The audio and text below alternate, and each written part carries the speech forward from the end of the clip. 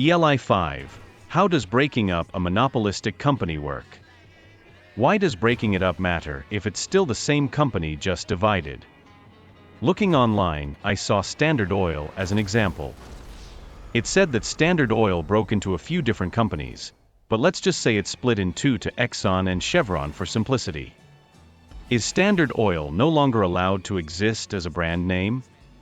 Can money and assets no longer flow between the two companies or to the parent?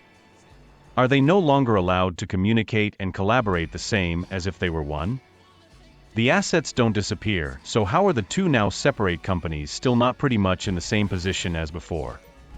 Say you have 5 grocery stores in a small to mid-sized town. And they're all owned by the same company. The company may decide that if it raises the prices of eggs, people complain, but still buy them. And that even though most of its groceries have a 5% markup over what the store pays, eggs they use a 40% markup. And that's the same markup and price at all 5 grocery stores.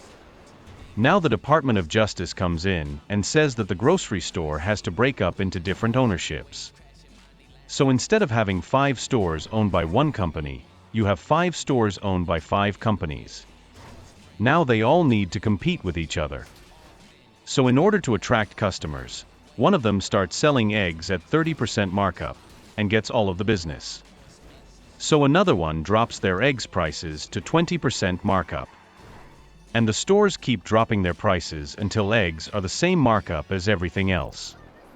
Meanwhile, one store decides that instead of trying to be cheaper than everybody else, it wants to be just better.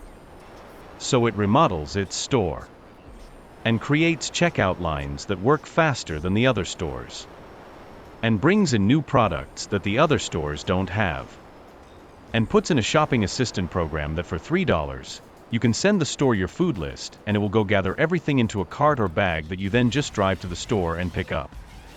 So the customer experience is now improved. In short, the day after they're broke up, everything may look about the same. But then over time they'll start doing things to compete with each other, since they now do care if store A makes more money than store B does. And the town ultimately, in theory, gets cheaper groceries and more innovative ways to improve their shopping experience. That's the idea.